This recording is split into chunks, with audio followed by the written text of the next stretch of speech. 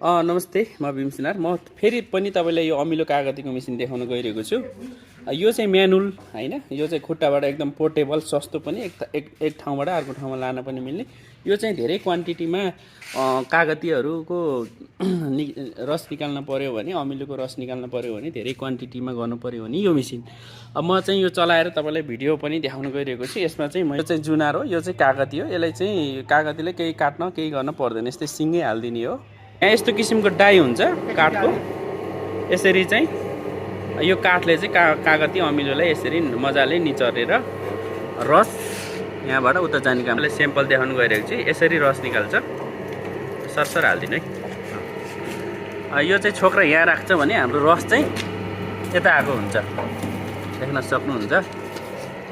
भयो कागती, यो चाहिँ कागती है। यो कागतीलाई पनि यसरी मजाले हाम्रो छोक्रा जति यहाँ आएको हुन्छ भने रस चाहिँ यता हाम्रो यसरी जम्मा भएको हुन्छ। मैले चाहिँ यसरी चाहिँ यो मोटर सिस्टमबाट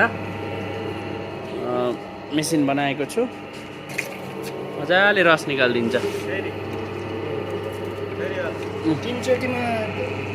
देख्न सक्नुहुन्छ।